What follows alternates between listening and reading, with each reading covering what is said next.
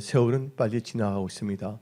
2026년이 시작한 지가 엊그제 같은데 벌써 중순이 지났습니다. 여러분들은 이 세상을 살아갈 때 막연하게 살지 마시고 항상 하나님의 말씀을 읽고 묵상하며 또 말씀을 마음에 새기고 말씀을 의지한 믿음으로 살아가십시오.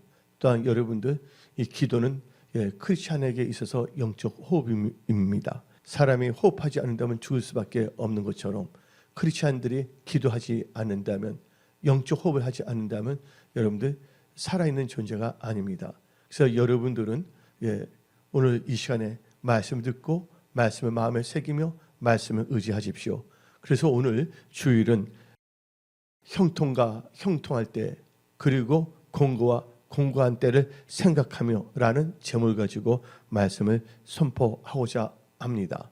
특별히 인생을 살아갈 때 우리 인생이 덧없이 빨리 간다는 것은 우리는 알 수가 있습니다. 그래서 시편 기자가 쓴 이 시편을 보게 되면 모세가 쓴 것인데 시편 90편 10절을 봅시다. 우리의 연수가 70이요 강건하면 80이라도 그 연수의 자랑은 수고와 슬픔 뿐이요. 여러분들 이 모세가 깨달은 것은 인생의 연한입니다. 이런 사실을 깨달은 모세는 다음과 같이 시편을 통하여 하나님께 기도로 아뢰고 있습니다. 시편 90편 12절 우리에게 우리날 계수함을 가르치사 지혜로운 마음을 얻게 하소서. 여러분들 이렇게 짧은 인생을 살아갈 동안 여러분들에게 주어진 시간들을 여러분들은 살아가는 지혜를 가지고 살아가야 되는 것입니다. 야고보 사도는 야고보서를 통해서 우리에게 분명히 말합니다. 야고보서 4장 14절 내 일을 너희가 알지 못하는도다. 너희 생명이 무엇이냐? 너희는 잠깐 보이다가 없어지는 안개니라. 여러분들 야고보 사도는 인생에 대해서 인생은 뭐와 같다? 안개와 같다 하고 말하고 있지 않습니까? 근데 우리가 서로 만났을 때 또한 사람들이 대할 때 다음같이 말합니다. 사람의 살아가면서 그 인생의 나에 대해 다음같이 언급합니다. 여러분들 특별히 이것은요 세월의 빠름을 표현하고 있는 것입니다. 10대 때에는 기어가는 듯하고 20대에는 걸어가는 듯하고 또한 나이가 30대에는 뛰어가는 듯하고 또한 나이가 40대가 되면 40대는 수레를 탄 듯하고 50대는 말을 탄 듯하고 60대는 아주 날아가는 듯하고 70대는 바람처럼 스쳐가는 듯하고 80대는 번개처럼 지나간다고 언급하고 있지 않습니까? 여러분들 나이가 들면 들수록 뭐가 붙냐면 시속이 붙습니다. 이렇게 빨리 지나가는 것이 우리의 인생입니다. 우리는 그 인생을 한 번밖에 살 수 없다는 것입니다. 한 번밖에 없는 인생. 여러분들은요 어떤 점에서 축복받은 사람입니다. 왜 그럴까요? 여러분들은 예수를 만났고 예수를 구주로 영접하고 또 예수님을 믿는 크리스찬이 되었기 때문입니다. 그래서 여러분들은 이 크리스찬으로서 이 빠른 인생을 살아갈 동안 여러분들은 세월을 아껴야 됩니다. 그래서 성경, 신약 성경 에베소서 5장 15절부터 17절은 우리에게 권면하고 있습니다.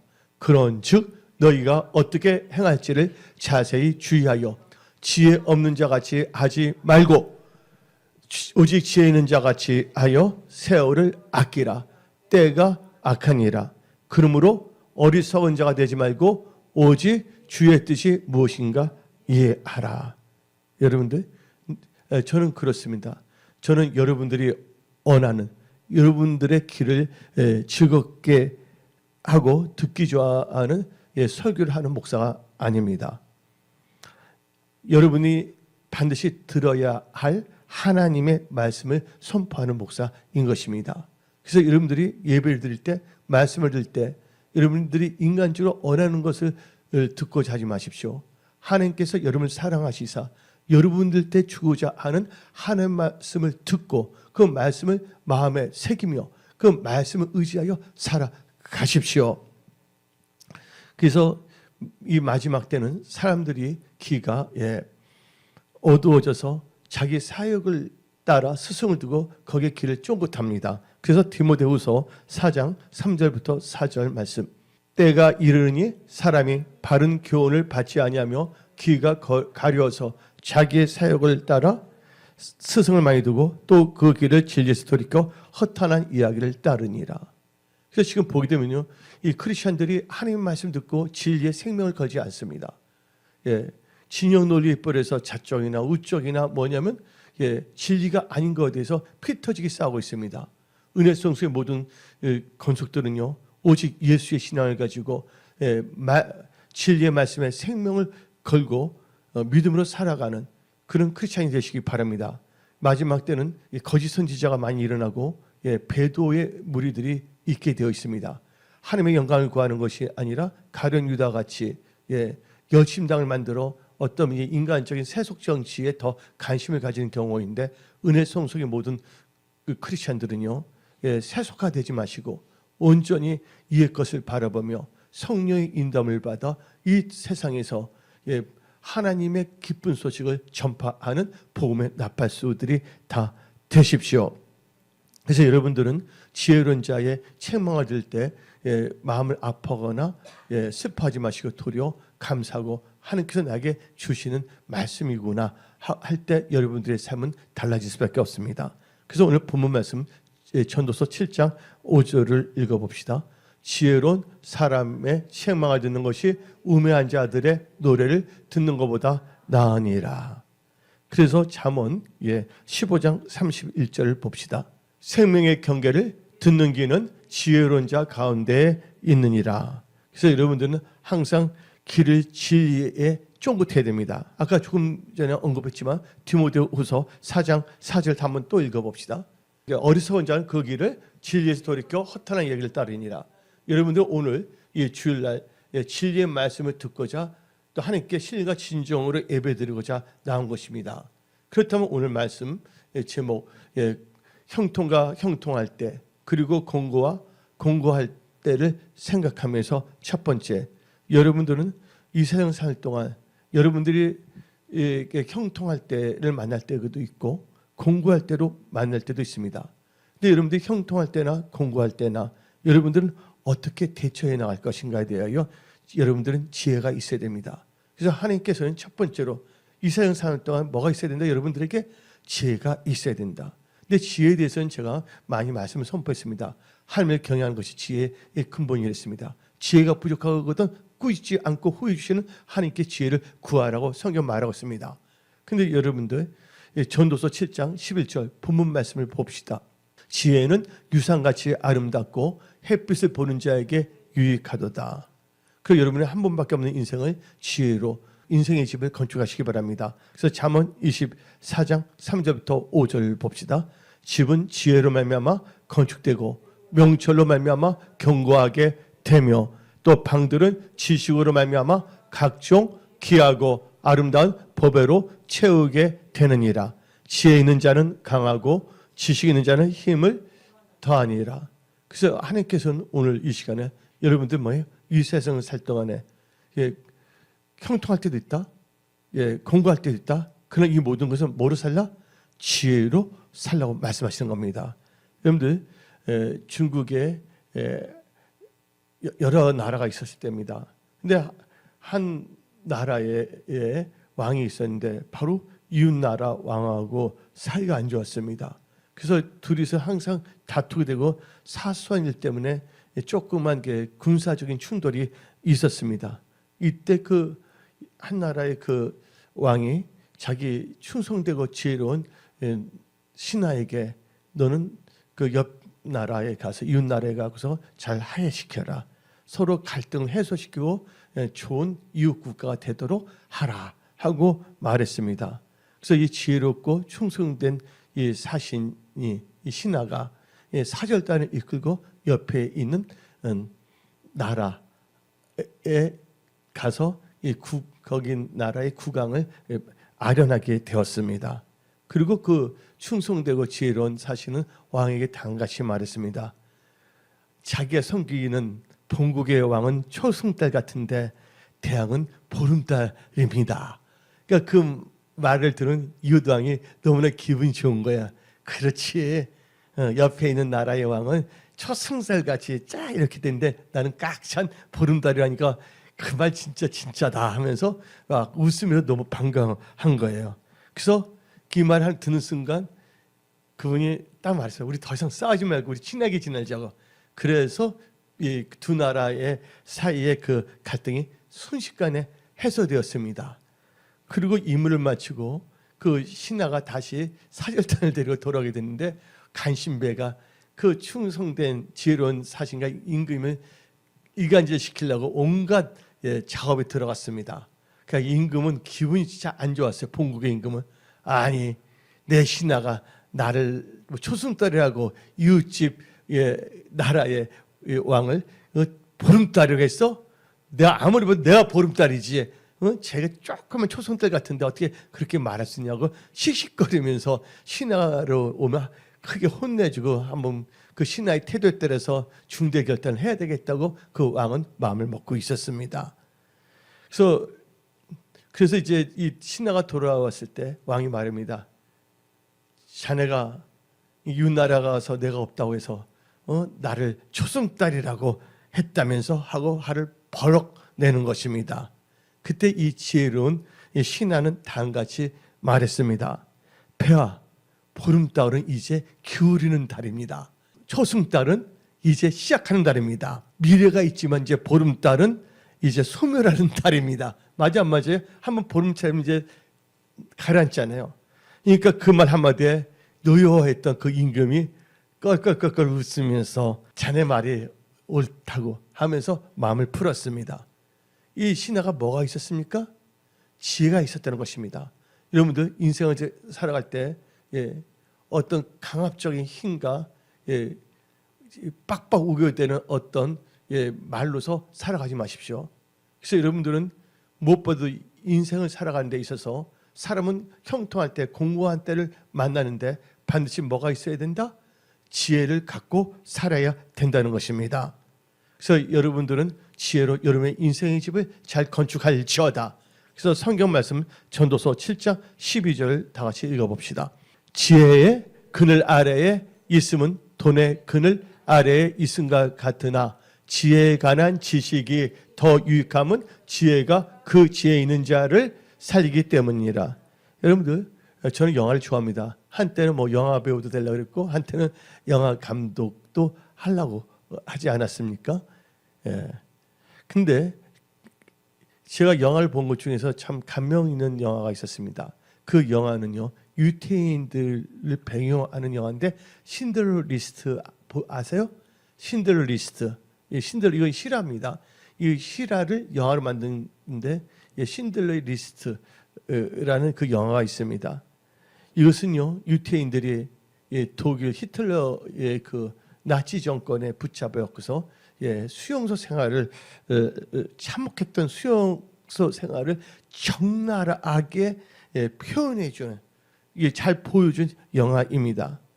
그 영화를 보면 다음 같은 장면이 나오고 있습니다. 도일군 장교가 아침에 잠에서 깨어났습니다. 그리고 기지개를 이렇게 확 핍니다. 기지개를 켜면서 창가로 걸어갑니다. 그 창가에 가서 창밖을 바라봅니다. 저 멀리 아래쪽에는 유대인 여자 한 사람이 짐을 운반하고 있는 모습이 보였습니다. 그때 이 도일군 장교는요 다시 방 뒤쪽에 돌아가서 장총 하나를 가지고 나옵니다. 그리고 그 여인을 겨냥합니다. 그리고는 바가새를 당겼습니다. 아무런 이유 없이 심시풀이로 그 한 사람, 그 유태인의 여자의 생명을 빼앗아가는 것입니다. 그런 참혹한 수용소 생활 속에서 하루는 작은 사건이 터졌습니다. 이번 도일 장군이 아니라 그 수용소에는 그 도일군이 키우고 있던 닭 한 마리가 갑자기 없어진 것입니다. 그때 이 도일군 이 병사는 유태인들 자기 지역의 유태인들 다 집합시켰습니다. 소집 다 불러 모았습니다. 그리고 아무 말도 없이 본보기로 앞에 있는 한 유태인의 총을 쏴서 사살했습니다. 그리고 그 다음에 그 돌군, 닭을 잃은 그 돌군 병사는 다음과 같이 고함칩니다. 닭을 들고 다니는데 못 볼 리가 없어. 누가 내 닭을 훔쳐갔어? 하고 말하는 것입니다. 빨리 풀어. 안 그러면 나올 때까지 한 사람씩 총을 쏴서 다 죽일 것이다. 그러니 그 모였던 유태인들이 모두가 공포에 휩싸여서 고개를 숙이고 말았습니다. 그때 이 독일군 병사는요, 의기양양하게 아무도 못 봤단 말이냐? 그러면서 독일군 병사는 두 번째 사람을 향해서 총을 대고 방아쇠를 당기고자 했습니다.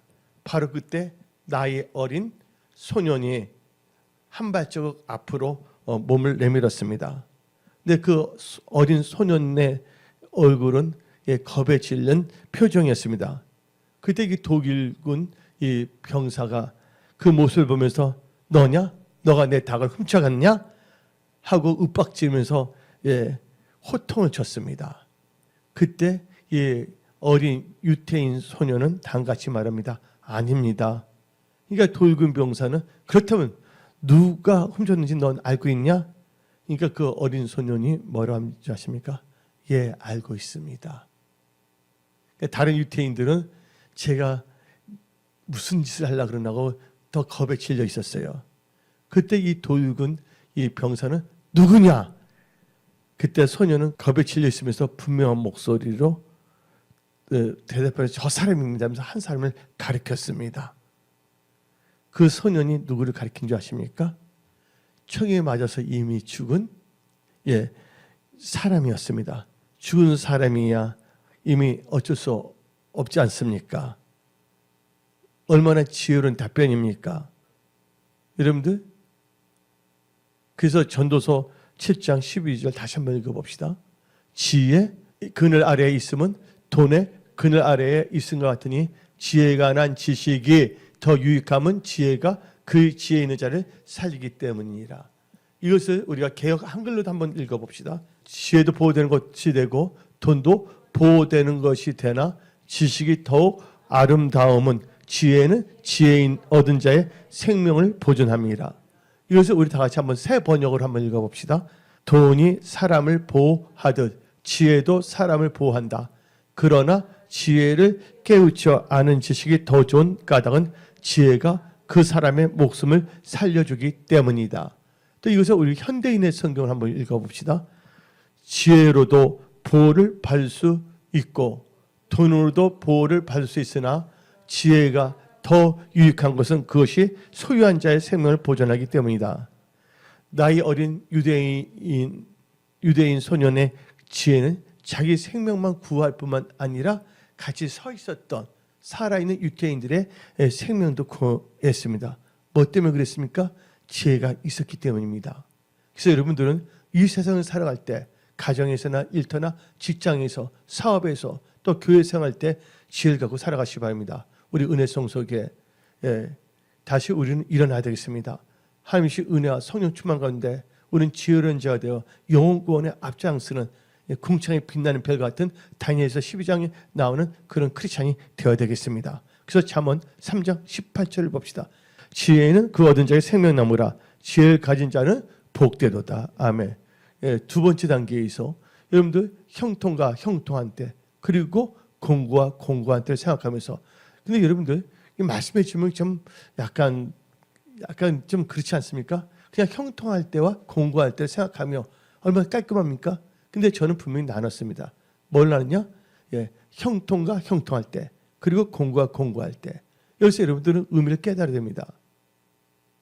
뭐가 하면 여러분들 결혼과 결혼 생활은 차이가 있습니다. 예를 들자면요. 여러분들 어떤 두 젊은 남녀가 사랑을 했습니다. 그래서 결혼을 했습니다. 그래서 결혼식을 치렀습니다. 그래서 결혼식 잘 치렀습니다. 결혼을 했지만 그때 결혼한 다음에 뭐가 기다리고 있습니까? 결혼 생활이 있다는 것입니다. 그래서 제가 말할 때 형통과 형통은 결혼이라면 형통할 때는 뭐야? 결혼 생활. 공고는 그런 의미로 제가 말씀을 선포하기 때문에 이 의미를 잘 깨닫고 여러분들이 말씀을 잘 들으십시오. 그럼 두 번째, 여러분들 이제 이 형통한 삶을 살려면 여러분들은 어떤 믿음의 자세를 가지고 살아야 되겠습니까? 어떤 분은 다음과 같이 표현했습니다. 인간의 형을 볼 때 세 가지 스타일이 있다. 이 세 가지 스타일은 뭐냐면 하나는 독수리형, 이 스타일의 인간. 두 번째는 항소 스타일의 인간. 세 번째는 풍선 스타일의 인간이 있다고 했습니다. 독수리형의 그 인간은요, 높은 목표를 가지고 목표를 이루기 위하여 노력하고 날개질하면서 올라가고자 합니다. 독수리가 하늘에서 올라가 더 높은 곳에 올라가려면 작은 새들이 감당하지 못한 세찬 바람이 필요하다고 합니다. 왜 높은 곳에 날개서 어떨 때는 여러분들 사용하기 위해서 하나님께서는 뭐도 허락한다? 연단도 주신다는 걸 아시기 바랍니다. 그러나 독수리같이 주를 앙망하는 믿음을 가지고 살아갈 때 여러분의 신앙은 성숙해지고 하나님께 영향되는 그런 좋은 성공의 믿음의 삶을 살아가는 것입니다. 항소형은 이의 것을 바라보지 않습니다. 항소인간은 진흙탕에서 싸움하듯이 살아가는 것입니다. 그들은 겉으로 용기가 있지만 높은 비전을 갖고 있지 않습니다. 열정적인 것 같지만 방향 감각이 없습니다. 그들은 오직 자기 육신의 정욕, 탐욕을 위해서만 살아가는 것입니다. 그래서 여러분들 주식을 보게 되면 베어마켓, 볼마켓에서 항소가 나오고 곰이 나오지 않습니까? 오직 항소는 뭐냐? 탐욕, 돈, 그것만 바라보는 것입니다. 여러분들 주를 바라보시기 바랍니다. 주를 바라볼 때 여러분들이 하나님께 여러분 지혜 줄 때 여러분들은 지혜의 근원이 있는 것은 돈의 근원이 있는 것과 똑같다고 성경 말하고 있습니다. 그래서 범사 하나님을 인정하고 하나님을 의지하는 믿음으로 사십시오. 근데 풍성의 인간은 허망한 인간 스타일입니다. 무게 없는 풍선은 바람 부는 대로 떠돌아다닙니다. 풍성형 인간 스타일은요, 방향이 없다는 것입니다. 그리고 무분별하다는 것입니다. 어떻게 살겠다는 목표도 없이 그냥 살아가는 것입니다. 이것을 세상 말로 표현하면 따라지 인생일 수밖에 없는 것입니다. 그렇다면 여러분들은 어떤 분이 독수리형, 항소형, 그러면서 이제 이 풍선형에 대해서 말하고 있는데, 저는 오늘 이 두 번째 단계에 있어서 여러분 형통한 삶을 살기 위한 믿음의 사람이 되시기 바랍니다. 그렇다면 여러분들이 형통한 삶은 어떤 믿음의 자세로 살아가야 됩니까? 여러분들 첫째, 하나님과 함께 해야 됩니다. 하나님께 함께하고 하나님께 연합하며 살아가십시오. 이게 참 중요합니다. 올 2026년 여러분들은 하나님과 함께하며 하나님과 연합하는 그런 복된 크리스찬이 되십시오. 그래서 창세기 39장 2절을 봅시다. 여호와께서 요셉과 함께 하심으로 그가 형통한 자가 되어, 하나님이 함께할 때 형통한 자가 됩니다. 그와 함께 연합하여 나갈 때 형통한 자가 되는데, 열왕기하 18장 6절 7절을 봅시다. 그가 여호와께 연합하여 그에게 떠나지 아니하고 여호와께서 모세에게 명령하신 계명을 지켰더라. 여호와께서 그와 함께 하심에 그가 누구냐면 히스기야 왕입니다. 여기서 말하는 건 히스기야 왕이 어디로 가든지 형통하였더라. 아멘. 그리고 여러분들이 형통한 자 돼서는 하나님을 찾아야 됩니다. 여러분들 새벽마다 하나님의 얼굴을 구하며 기도하는 자들이 다 될지어다. 그래서 역대하 26장 5절, 하나님의 묵시를 밝히 아는 스가랴가 사는 날에 하나님을 찾았고 그가 하나님을 찾을 동안에는 하나님이 형통하게 하신대요. 여러분들 형통한 분이 되려면 하나님과 함께 하십시오. 연합하십시오. 새벽마다 하나님을 찾는 여러분들이 될지어다. 하나님을 찾는 자들은요, 모든 좋은 것에 부족함이 없다고 시편 34편 10절은 말하고 있는 것입니다. 또 이 두 번째 단계에서 세 번째, 여러분이 형통하려면 여호와를 신뢰하고 또 선지자 이인 목사, 다윗 목사를 신뢰해야 됩니다. 역대하 20장 20절에 너희는 너희 하나님 여호와를 신뢰하라. 그리하면 견고히 서리라. 그의 선지자들을 신뢰하라. 그리하면 형통하리라. 그래서 여러분이 이인 목사, 다윗 목사를 신뢰해야 됩니다. 또 네 번째로 여러분들 형통한 믿음의 자세는요, 언약의 말씀을 지켜 행하고 순종하며 하나님을 섬기는 삶을 살아야 됩니다. 그럼 여러분들 형통할 수밖에 없는 것입니다. 하나님의 말씀은 1점 1획도 땅에 떨어지지 아니합니다. 여러분들 철저하게 말씀을 의지하며 살아가십시오. 그래서 신명기 29장 9절 그런즉 너희는 이 언약의 말씀을 지켜 행하라. 그래야 하면 너희가 하는 모든 길이 형통하리라. 신명기 29장 9절이었습니다. 그러면서 여러분들은요 하나님 순종하여서 섬기면 형통합니다. 욥기 36장 11절 만일 그들이 순종하여 섬기면 형통한 날을 보내며 즐거운 해를 지낼 것이요. 여러분들 다 형통하기를 원하지 않습니까? 어떤 분 당같이 말입니다. 형통 기복주의 신앙이라고 그 비아냥거리고 합니다. 그 신앙이 잘못된 것입니다. 그들은요 하나님의 말씀을 읽거나 하나님의 말씀을 듣는 걸 좋아하지 않습니다. 그저 자기 생각만 말하기를 좋아하는 것입니다.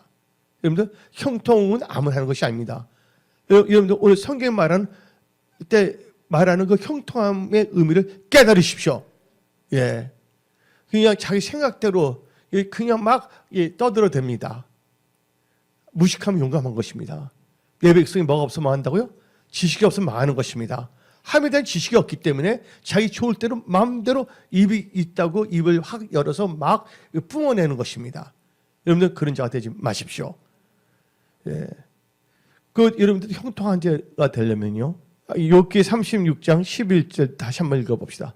만일 그들이 순종하며 섬김이 형통한 날을 보내면 즐거운 해를 보낼 것이요. 그러니까 하나님을 잘 섬기시기 바랍니다. 순종하며. 그 다음에 여러분 형통하려면 시편 1편에 복 있는 자가 되어야 됩니다. 복이야겠다 어디서 막 인상보다 시끄럽니다. 복, 형통, 크리스찬은 그런 것이 아니야. 그럼 어떻게 사는 거예요? 노래방에 가서 엉뚱한 음란한 짓 하며 살아가는 것이 참된 크리스찬의 삶입니까? 노름하는 것이 참된 크리스찬의 삶입니까? 남을 뒤에서 뒷담화치고 돌 던지는 것이 참된 크리스찬의 삶입니까? 아니잖아요. 여러분들 성경적인 크리스찬이 될지어다. 그래서 여러분 시편 1편에 복 있는 자처럼 살면 여러분들은 형통한 자가 됩니다. 시편 1편 1절부터 3절 말씀. 복 있는 사람은 악인들의 꾀를 따르지 아니하며 죄인들의 길에 서지 아니하고 오만한 자를 앉지 아니하고 오직 여호와의 율법을 즐거워하여 그의 율법을 주야로 묵상하는도다. 그는 시냇가에 심은 나무가 철을 따라 열매 맺으며 그 잎사귀가 마르지 아니한 같으니 그가 하는 모든 일이 다 형통하리로다. 여러분들 또 형통하려면 하나님을 경외하고 기도하는 사람이 되어야 됩니다. 대표적인 사람이 누구냐? 느헤미야입니다. 여러분들 기도하면 잘 된다고 아시잖아요. 근데 사람들 알면서도 안 합니다. 그리고 허탄하게 쳐다봅니다. 나는 안 될까? 안 되는 거 뻔합니다. 기도의 양을 채우지 않기 때문에. 간단합니다. 그러면서 어떻게 요행수를 바랍니다. 우리는 요행수를 바르면 안 됩니다. 여러분들 승부수를 거십시오. 말씀 의지해서. 다 기도하면 잘 되는 다 아는데 기도를 안 해. 그거 참 희한한 거야. 여러분들은 기도하는 사람들이 다 될지어다. 그래서 느헤미야 1장 11절 봅시다. 주여 구하오니 귀를 기울이사 종의 기도와 주의 이름을 뭐하는 자? 경외하기를 기뻐하는 종들의 기도를 드시고 오늘 종이 형통하여. 아멘. 여러분들 하나님의 경외하고 기도할 때 하나님께서 여러분들 형통하고 은혜를 부어 주신다는 것입니다.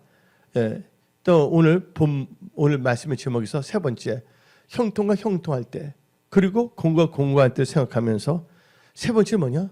형통할 때 교만해서는 안 되고 겸손해야 된다는 거예요. 결혼이 있고 그 다음에 결혼 생활이 있는 것처럼 어떻게 하면 형통하에 대해서 말씀을 했습니다. 그 형통하는 법칙을 갖고 산다면 여러분 형통해집니다. 근데 형통한 다음에 이게 더 중요합니다. 형통할 때는 절대로 교만해서도 안 되고 겸손해야 됩니다. 그래서 전도서 7장 14절 본문 말씀을 읽어봅시다. 형통한 날에는 기뻐하고 공고한 날에는 되돌아보아라. 이 두 가지를 하나님이 병행하게 하사 사람이 그의 장래 일을 능히 헤아려 알지 못하게 하니라. 아까 보니까 히스기야가 어디를 가든지 하나님께서 형통하게 했다고 했습니다. 그렇죠? 그러면 히스기야는 계속 형통함을 유지해야 되는데 어떻게 하는지 아십니까? 교만해집니다. 그래서 역대하 32장 25절 26절 히스기야가 마음이 뭐하여? 교만해. 형통이니까 교만해졌어. 그 받은 은혜를 보답하지 아니하므로 진노가 그와 유다와 예루살렘에 내리게 되었더니 히스기야가 마음의 교만함을 뉘우치고 예루살렘 주민들도 그와 같이 하였으므로 여호와의 진노가 히스기야 선지자는 그들에게 내리지 아니하리라. 여러분들 형통할 때, 여러분들 사업이 잘 될 때, 직장생활이 잘 될 때, 뭐가 잘 될 때 계속 여러분 겸손을 유지하십시오. 내가 잘나서 된 게 아니라 하나님의 은혜라는 것을 잊지 마십시오. 이를 갖고 여러분들 그런 상태로 예수님을 만나는 복된 크리스찬들이 다 될지어다. 대표적인 케이스는 누가 있냐? 우시아 왕입니다. 역대하 26장 4절부터 5절. 우시아가 그의 아버지 아마샤의 모든 행위대로 여호와 보시기에 정직하게 행하며 하나님의 묵시를 밝히 아는 스가랴가 사는 날에 하나님을 찾았고 그가 여호와를 찾을 동안에는 하나님이 형통하게 하셨더라. 하나님을 찾아 형통하게 했다 그랬습니다. 근데 그 우시아가 어떻게 했습니까?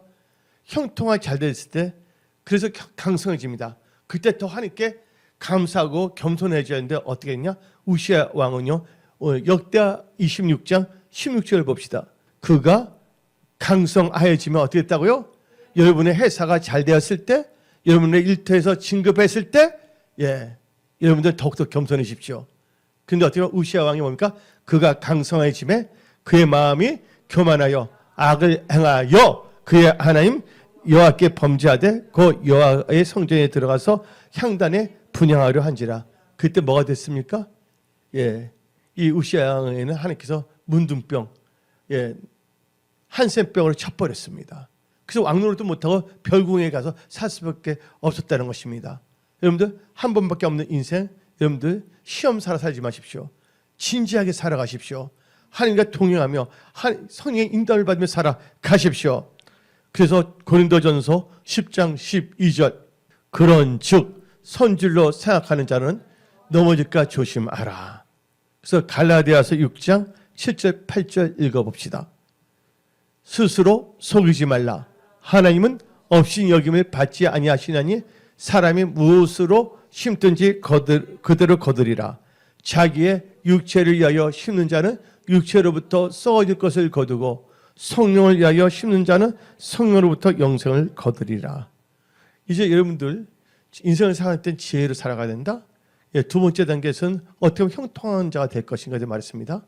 세 번째, 형통할 때 우쭐대지 말라. 더욱더 하나님께 영광을 들고 예수의 몸된 걸 잘 섬기며 겸손하게 살아라. 이런 식으로 말씀을 전달했습니다. 이번에 이제 공부할 때 생각하는데 네 번째, 여러분들 공부하면 이런 것이 무엇인가 알아야 됩니다. 뭐가 여러분들 공부하게 만듭니까? 하나님의 말씀을 거역하고 지존자의 뜻을 멸시할 때 여러분들 공부함에 빠집니다. 시편 107편 10절부터 11절 사람이 흑암과 사망의 그늘에 앉으며 뭐와? 곤고와 쇠사슬에 매임은 하나님의 말씀을 거역하며 지존자의 뜻을 멸시함이라. 하나님의 말씀을 거역하며 지존자의 뜻을 멸시할 때 공고하게 됩니다. 또 언제 공고하게 되냐? 악을 행할 때. 로마서 2장 9절 악을 행하는 각 사람의 영에는 환난과 공고가 있으리니. 아멘. 그래서 악을 행해서는 안 됩니다. 또 어떤 자에게 공감이 임하냐? 진실한 목사와 함께 하지 아니하고 엉뚱한 사람의 말을 들을 때 거짓 선지자들. 그래서 스가랴 10장 2절을 봅시다. 드라빔들은 허탄한 것을 말하며 복술자는 진실하지 않은 것을 보고 거짓 꿈을 말한즉 그 이로가 헛됨으로 백성들이 양같이 유리하며 뭐가 없으므로? 목자가 없으므로 공고를 당하느니. 그래서 여기서 만나면 축복이 있어야 됩니다. 목사들도 올바른 성도를 만나야 되고 성도들도 정치하는 목사들, 어떤 뭐냐면 복음이 아니라 어떤 진영 논리에 정치하는 목사를 만난 것이 아니라 성경적인 목사를 만나야 됩니다. 또 여러분들 언제 뭐냐면 또 공감이 이르냐? 주께 돌아오기를 건면하는 선지자를 죽여 주를 심히 모독하는 자들. 다 같이 느헤미야 9장 26절 27절 봅시다. 그들은 순종하지 아니하고 주를 거역하며 주의 율법을 등지고 주께로 돌아오기를 건면하는 선지자들을 죽여 주를 심히 모독하였나이다. 그러므로 주께서 그들을 대적의 손에 넘기사 그들이 공고를 당하게 하시며. 아멘. 그래서 공고를 당한다는 것입니다. 그러면 여러분들 마지막으로 다섯 번째, 공고할 때는 어떻게 해야 되냐? 공고하는 이유를 알았습니다. 공고할 때 어떻게 됩니까? 아까 느헤미야 9장 27절 봅시다. 그들이 환난을 당하여 주께 부를 때 주께서 하늘 들으시고 주의 크신 긍휼로 그들에게 구원 주어 그들을 대적해서 구원했거늘. 여러분들 그러니까 공부할 때 뭘 해야 되냐? 여러분들 기도해야 됩니다. 예, 공부할 때 엉망불평하지 마십시오. 공부할 때 남을 탓하면 안 됩니다. 내 기도량이 차지 않았거나 내가 기도하는데 정욕적으로 기도하지 않았거나 하나님 뜻대로 기도해야 되겠구나. 말씀을 읽어야 되겠다. 말씀을 묵상해야 되겠다. 이런 자세가 돼야지 여러분의 인생은 꽃피는 영적 봄이 오는 것입니다. 그래서 시편 34편 6절 봅시다. 이 공고한 자가 부르짖음에 여호와께서 들으시고 그의 모든 환난에서 구원하셨도다. 그래서 여러분은 기도하십시오. 그래서 시편 107편 10절부터 14절 봅시다.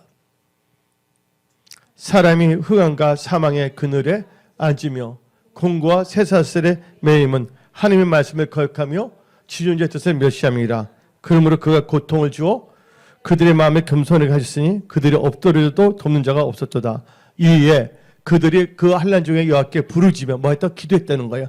부르짖으며 그들의 고통에서 구원하시되 흑암과 사망의 그늘에서 인도하여 내시고 그들의 얼거 맨줄을 끊으셨다. 그러면서 여러분들은 이 공부할 때 어떻게 벗어나냐? 아까 말씀할 때 어떻게 하면 형통하냐? 그 법칙을 사용하면 됩니다. 형통하려면 첫째 뭐 해야 됩니까? 하나님과 함께 해야 된다. 그렇죠? 이 두 번째 단계를 적용하면 됩니다. 또 뭡니까? 하나님을 찾아야 된다. 여호와를 신뢰하고 하나님의 사랑, 여러분 다임 목사, 이 목사를 신뢰해야 된다. 또 언약을 말씀을 지키며 순종해야 된다. 시편 1편에 나오는 보이는 사람의 믿음을 갖고 살아야 된다. 그 하나님의 경외하는 기도를 하면 된다. 그럼 여러분들 공부하면서 다 벗어난 것입니다. 그래서 여러분들 은혜성속의 모든 여러분들 세상이 어두워져가고 있습니다. 여러분들은 이 어두워진 세상에서 오늘 말씀을 통하여 여러분들은 하나님으로부터 형통의 축복을 받고 이 세상에서 복음이 나팔 수가 되며 하나님 나라 확장하는데 힘쓰는 그런 예수님을 복음을 전파하는 예수의 증인들이 다 되십시오. 하나님께서 여러분과 함께 하십니다. 하나님께서 여러분의 일터, 직장, 가정, 건강 하나님께서 다 책임져 주십니다. 오늘 말씀을 마치겠습니다. 기도하겠습니다.